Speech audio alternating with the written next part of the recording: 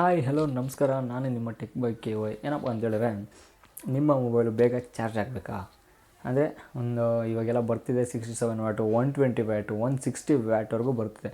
ನಿಮ್ಮ ಹತ್ರ ಆ ಥರ ಇಲ್ವಾ? 160, 120, 67, 37 ಇಲ್ವಾ? ಓಕೆ, ನಿಮ್ಮ ಮೊಬೈಲ್ ಬೇಗ ಚಾರ್ಜ್ ಆಗಬೇಕು.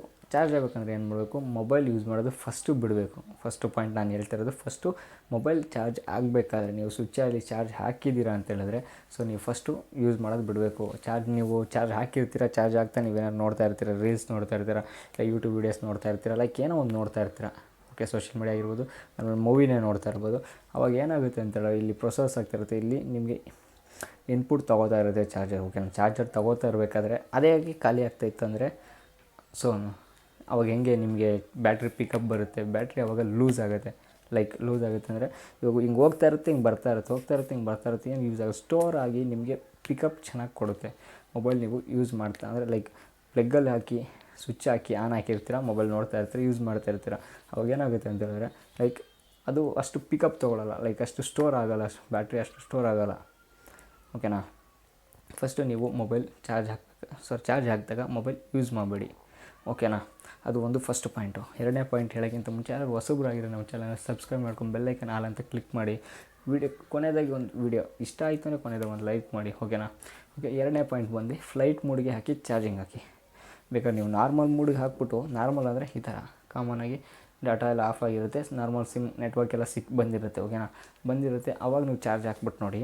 ನಾನು ಸಖತ್ ಅಬ್ಸರ್ವ್ ಮಾಡಿದ್ದೀನಿ, ನಾನು ನೋಡ್ಕೊಂಡಿದ್ದೀನಿ, ಯಾವ ಟೈಮಿಂದ ಎಷ್ಟು ಟೈಮಿಗೆ ಆಗುತ್ತೆ ಅಂತ. ಓಕೆನಾ? ಫಸ್ಟು ನೀವು ನಾರ್ಮಲಾಗಿ ಇರ್ಬೇಕಾದ್ರೆ ಫಸ್ಟು ಚಾರ್ಜ್ ಹಾಕ್ಬಿಟ್ಟು ನೋಡಿ. ನಾರ್ಮಲ್ ಅಂದರೆ ಸಿಮ್ಮೆಲ್ಲ ನೆಟ್ವರ್ಕ್ ಎಲ್ಲ ಚೆನ್ನಾಗಿರುತ್ತೆ, ಅವಾಗ ಚಾರ್ಜ್ ಹಾಕ್ಬಿಟ್ಟು ನೋಡಿ. ಆವಾಗಿಂದಕ್ಕೂ ಫ್ಲೈಟ್ ಮೋಡಲ್ಲಿ ಹಾಕ್ಬಿಟ್ಟು ಚಾರ್ಜ್ ಹಾಕ್ಬಿಟ್ಟು ನೋಡಿ. ಆವಾಗಿಂದಕ್ಕೂ ಡಿಫ್ರೆನ್ಸ್ ನಿಮಗೆ ಗೊತ್ತಾಗುತ್ತೆ. ಮ್ಯಾಕ್ಸಿಮಮ್ಮು 1 ಅವರ್ಗೆ 100% ಆಗುತ್ತೆ ನಾರ್ಮಲ್ ಚಾರ್ಜ್ ಹಾಕಿದ್ರೆ. ಅಂದರೆ ಫ್ಲೈಟ್ ಮೋಡಲ್ಲಿ 40 ಮಿನಿಟ್ಸ್ ಎಲ್ಲ 100%, ಅಂದರೆ 20 ಮಿನಿಟ್ಸ್ ರೇಂಜ್ಗೆ ಸೇವ್ ಆಗುತ್ತೆ. ನಾನು ಇದನ್ನ ನೋಡಿದ್ದೀನಿ, ಕ್ಯಾಲ್ಕುಲೇಷನ್ ಹಾಕಿ ಒಂದು ರೇಂಜ್ ಅಂದರೆ ನಾನು ಟೈಮಿಂಗ್ ಸೆಟ್ ಮಾಡ್ಕೊಂಡು ಒಂದೇ ಸತಿಗೆ ಚಾರ್ಜ್ ಹಾಕಿದ್ದೆ. ಒಂದು ಸತಿ ಒಂದು ಮೊಬೈಲ್ ಹಾಕಿದ್ದೀನಿ ಚಾರ್ಜು, ಆಮೇಲೆ ಪಿನ್ ಅಂದರೆ ಟೈಮಿಂಗ್ ಸೆಟ್ ಮಾಡಿದೆ. ಇನ್ನೊಂದು ಸತಿ ಫುಲ್ಲು ಖಾಲಿ ಆದಾಗ ಟೈಮಿಂಗ್ ಸೆಟ್ ಮಾಡಿ ಚಾರ್ಜ್ ಹಾಕಿ 20 ಮಿನಿಟ್ಸ್ ರೇಂಜ್ಗೆ ನಿಮಗೆ ಸೇವ್ ಆಗುತ್ತೆ. ಹೌದು.